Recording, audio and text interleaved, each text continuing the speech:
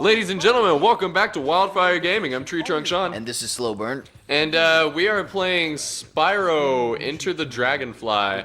And we were gonna not talk over this cutscene. We were just gonna skip it and start the episode with the gameplay.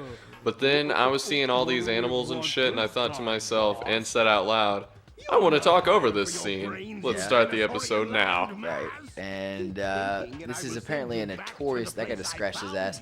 This is apparently a notorious game. Like, I think Game Informer gave it like a 4 point something. And this is the first... Whoa, that guy's head got big for a second. Whoa, look, his mouth is fucking monstrous. It is. This is the first Spyro game that was not made by Insomniac. Which moved on to Ratchet and Clank during the PS2 era. And what the hell is on that thing's back? it's their weapons.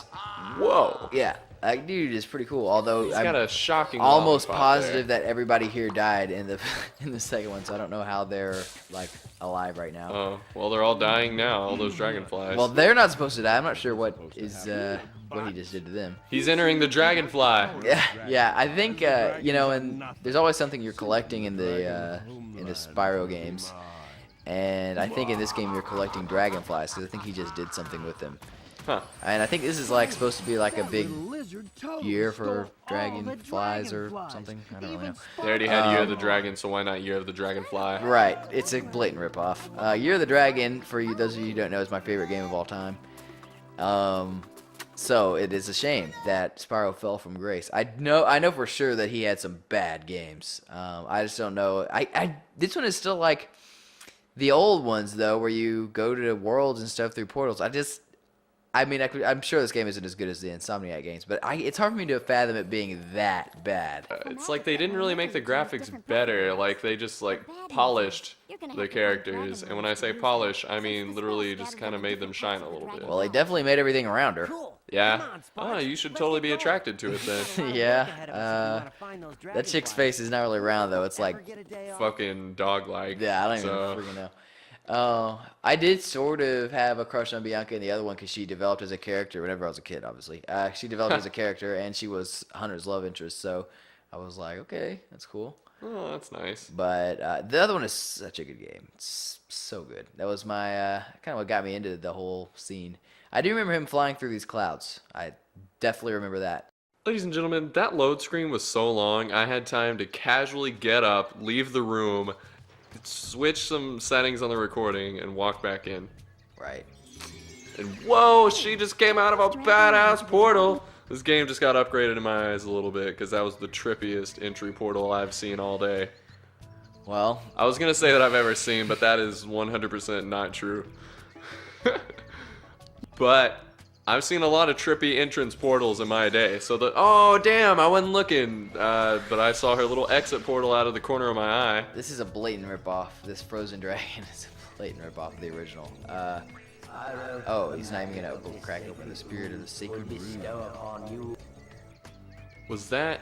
Okay. So in the first one, like all the dragons got frozen, right? No. That was yes. the main. And then that was kind of like you're collecting, except for you weren't collecting it. You were. What just happened? Are you serious? I know what a fucking gym is. Do you though? It's like Pokemon. You got to relearn it every time. No, you don't. All right, cool. So this is, I guess, the home world. See, it's still the old Spyro formula. What is he doing? Well, he's got a ton. Fuck off.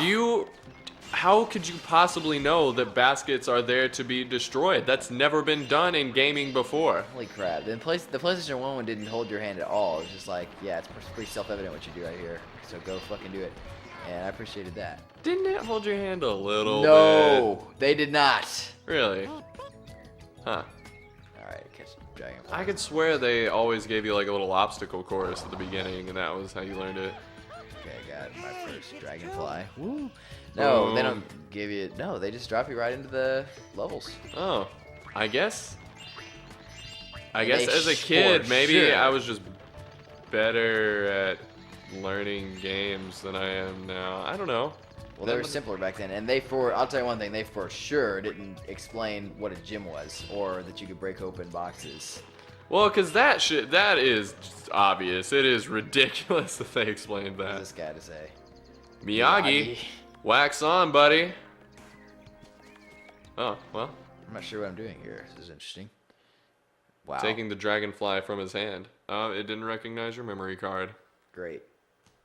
So you won't be able to continue this wonderful save file here. What the fuck is even going on right now? He is definitely on a platform that is moving through the sky. Are we going to the first level right now? I or... guess. I'm going to the Dragon Dojo, whatever the fuck that means. Oh boy, this is a tutorial. You think? Yes. Oh, I do think. I didn't want to do that. Well, I mean, you went to Miyagi, went to the dojo. Well, it looks like a level. Oh, it sure does. Oh no. Sweet. Oh no, Spyro. Riptox.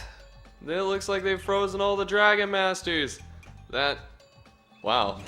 So, not even kind of going for an original plot. You'd think after the first time they'd be prepared for that shit. Honestly, seeing as they breathe fire, you'd kind of think that the first time they would have been prepared for that Well, shit. in the first one, they were not frozen in ice. They were frozen in, like, stone. Oh, okay. Yeah. Let's see. But yeah, this was... Okay. Well, here we go. I got another Dragonfly. Man, it is weird to me how, like, completely I've forgotten these games. They're...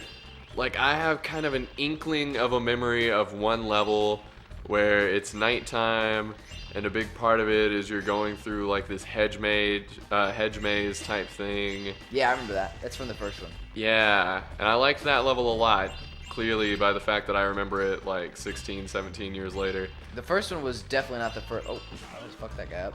Yeah. The first one is not the first Spyro game I played. Oh. Matter of fact, I think it was the last of the original 3 that I played. I could be wrong about Wow. that, though. But I for sure played the third one first, which is probably why it's my favorite. But I think it is legitimately the best of them all, though. So let me know in the comment third section one- below which Spyro game is your favorite. The third one had the skateboarding, right? Yes. Man, honestly, I didn't really get that far into that game, I don't think. But I sure enjoyed that part with the skateboarding. Yeah, I did too. I don't even think I was that good at It was it. well done. But as a little kid, I was super into skateboarding stuff. I watched Rocket Power like every Everybody day. was into skateboarding stuff back then. Yeah. And I kind of, and you know, the Tony Hawk games were just Right. starting to come out. And I kind of thought all that stuff had died off. And then my senior year of high school, I noticed there were a whole bunch of freshmen that were skateboarders. And then I got to college, and like everybody and their grandma started longboarding all of a sudden. Yeah. I was like, oh, I guess this didn't stop being cool after all. I Yeah. just stopped giving a Well, fuck. no, I definitely think it lost something. It's not as cool as it used to be, but people are still into it, I guess. It sort of had a little bit of a resurgence with this longboard nonsense, but it's nothing like the craze that was in the late '90s. with Tony Yeah. Hawk, which is weird. I'm not really sure why that happened. I guess it was the game. To a Rocket large- Power and the large Tony extent. Hawk games. Yeah, I mean, it was just. and also, how long have the X games been around? I have no idea, nor do I really care, honestly. Well, I bet that was a part of it. I bet it was kind of a new thing back then. That's possible. Let's know in the comment section below if you know how long the X games have been around. I was actually just about to Google it. Oh, okay, well, never mind. We're gonna do it for you. Ha ha ha ha ha ha ha ha ha. Let's know in the comment section below what you think, how long you think it is, and I'll tell you if you're right. Oh, so I shouldn't just say No, it right you should now? say it right now. Okay, well, you've had time to think about it. It Yeah. was June 24th of 95. Yeah, okay. And makes that sense. gives it like exactly enough time to have really started growing at the same time that other shit started happening. Because I don't know when Rocket Power came out, but I got a demo for the first Tony Hawk's Pro Skater when I was like 5. Yeah, it was. Because we got the PS1 pretty soon after it came out, I think. I was aware of Tony Hawk before I even had a PlayStation, because I mean, it was because of his game, the first, Tony Hawk's game. But my friend Cade had a PlayStation, and that's kind of what got me into it in part. Huh. And he also had Spyro Year of the Dragon, which is what kind of got me into that. Wow, it's so annoying that I have to talk every second. But anyway, he also, one of the games he had was Tony Hawk's, and I was like, yeah, this looks pretty cool. I didn't care as much as like Spyro by any means, or Crash Bandicoot, because I thought he was cool too. But I did think it was cool and everything. So, and I remember I remember Cade didn't want me to play for very long because he wanted to do it himself. So he told me that if I went, that there was a devil, like the devil was in that game, Satan, and like that whenever I got to the point where he was around, that I had to give it back to him because it was really hard, and so I didn't get to play very long. But I do remember that.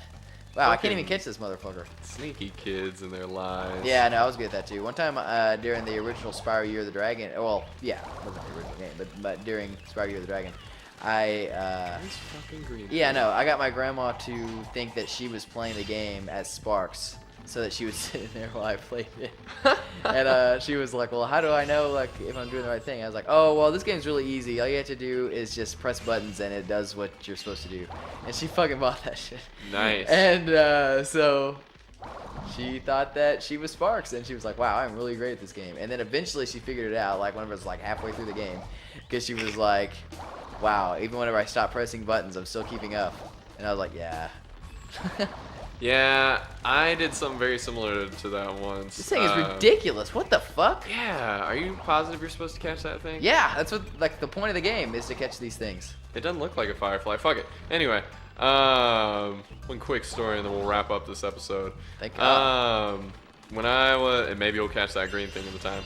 I was probably like 12 or something, and I have a niece who is several years younger than me. I'm embarrassed that I don't know how old she is, but Wow.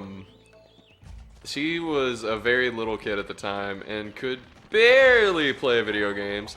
But I had Pokemon Coliseum. That is the one where you take their shit, right? Yes. Okay, yeah. I had Pokemon Coliseum, and she was visiting and wanted to play. And, you know, I had to sit in there and watch her. You know, I was the only one even close to her age, and so it made sense.